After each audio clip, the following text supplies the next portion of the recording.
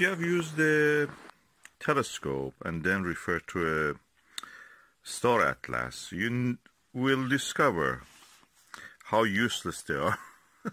I'm saying that because nothing looks like what you see in the view of your telescope. Practically useless. So what you need is actually something that shows all the stars, all the ones that you can see in the field of view of your telescope. And for that you need a photographic star atlas, the real thing in front of you to show you at a good scale. So that's what I've done. I've got a photographic star atlas. Let's just open and see.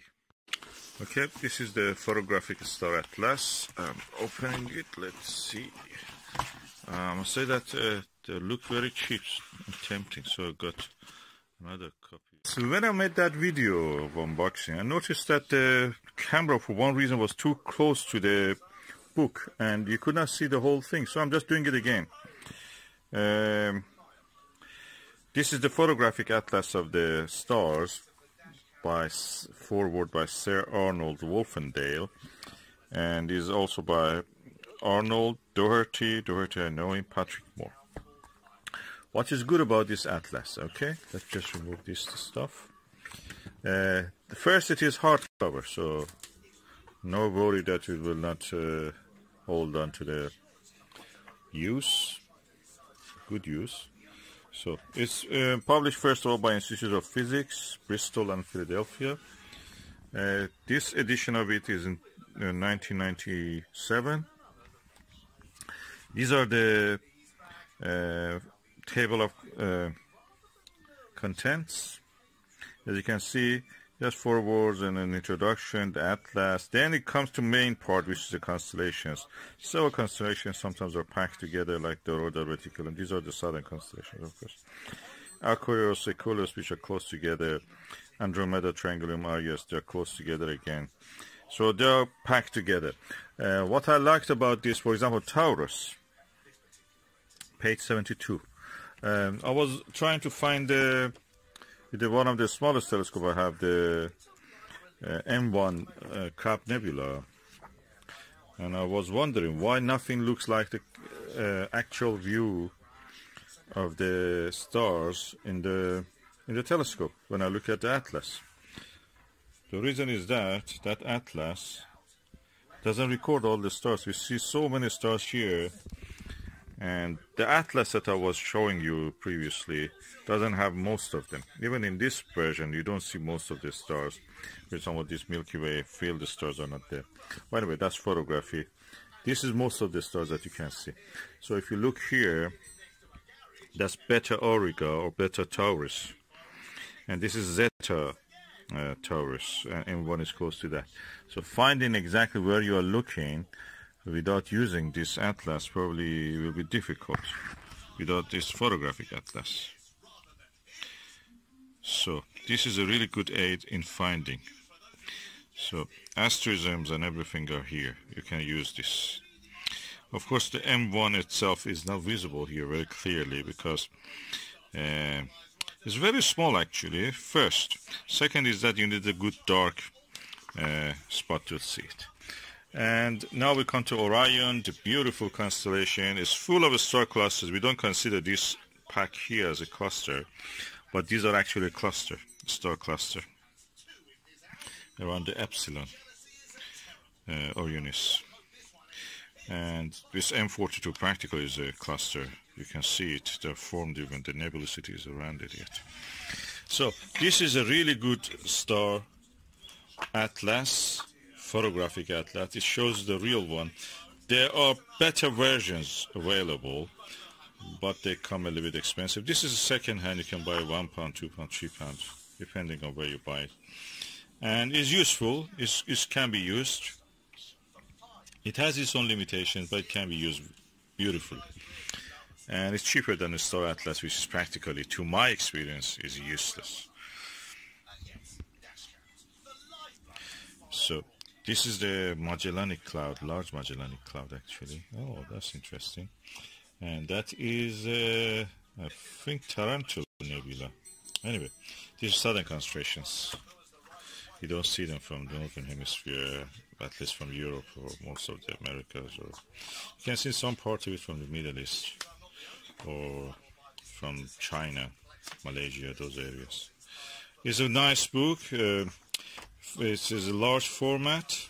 It has two versions. One which I have both versions. One which is hardcover, the other one which have another video of it. It's softcover, good for taking with you anywhere you want. This is more coffee table version. 220 pages. It's available very cheap because it belongs to 23 years ago. And since then we have those German books, Astrophotographische Atlas of the Mond, or Mond? No, something like that, Cosmos. Mond, right? Mond, I think, yeah, Mond. Or Himmel. Himmel means sky. Anyway. And this is the book. Quite nice. Nice to produce. Large format. And opens this way. Good introduction on it, by the way. Good star charts to start with. And you can buy it very cheap. That's the best thing about it. This is an unboxing of a photographic atlas. Photographic atlas are the best companion if you want to use, because normal atlases, the star charts, practically are useless. What you will see in the telescope is different from what you find in the chart. First, the scale is different. Second, the numbers of the stars doesn't match the number of the stars we see in the telescope view.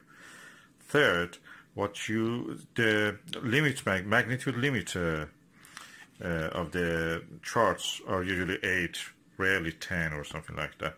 What you see with your telescope may be up to magnitude, with a small telescope up to magnitude 8, 9, easy, and 10 or 11 even sometimes with bigger telescopes. And definitely with a bigger telescope you can see 12, even up to 12 magnitude visually. So practically you will not be able to use a star chart. Star charts are useless. Photographic atlases are good in this case. So I have bought a photographic atlas and I'm going to open it and look at it. Right.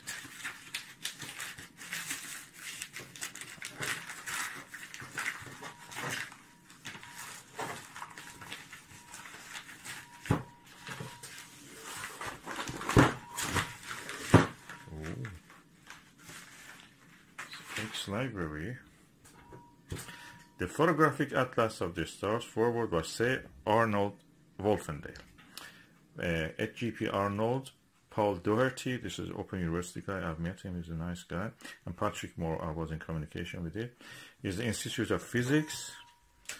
That is practically the same book that they published in the hardcover, and now available also in the softcover.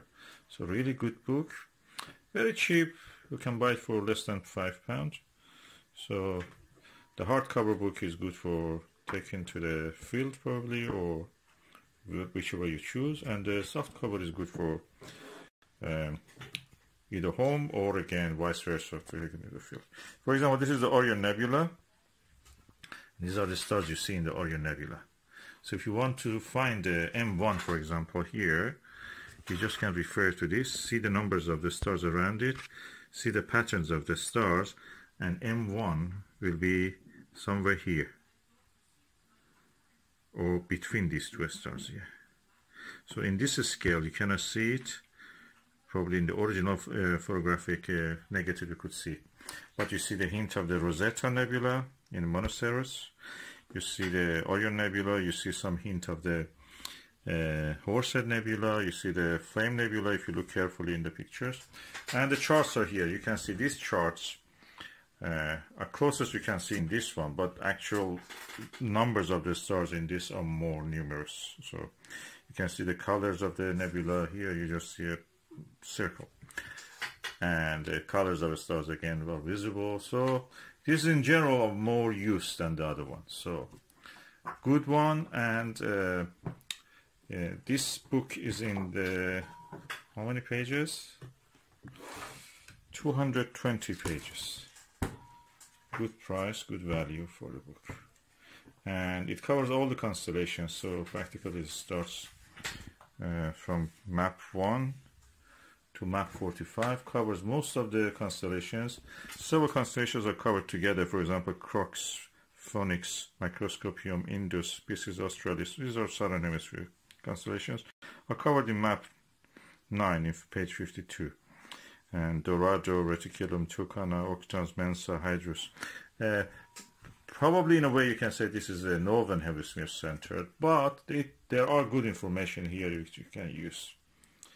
And the maps also have a coverage.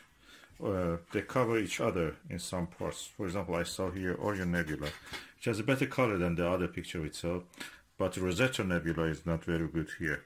But you can see there are some minor, Canis Minor and Canis Major, Monoceros, Gemini, part of the Hydra, Popis, and that's a sculpture, Lepus, that's a thingy. You know, I have several names in my name, in different languages. Anyway, Lepus is the rabbit or hare. And you can see the blob here. What is that blob? That's M48. The blue blob. And the other blue blobs with some star clusters. You can see this M47, M46. So when you look at the sky and you see this, you know what it is. So M42 also is here, and all the other nebulas around here. This is a Betelgeuse, of course, or Betelgeuse. And the next star, which is not here, Bellatrix also is that corner. And this is Regal. And Belts of Orion, M78. You can see M78 here, somewhere here. So generally this is very good. You can see the Milky Way, outline of the Milky Way also. So I recommend this book. This is cheap, second-hand. There are also German version of this book, bigger and more useful probably in a way, but that is the price of a new book. You have to pay around, I think, 15 or 25 euro, something like that. This one is, you can buy second-hand. I bought it for £1 or something, £2-3 just postage for it.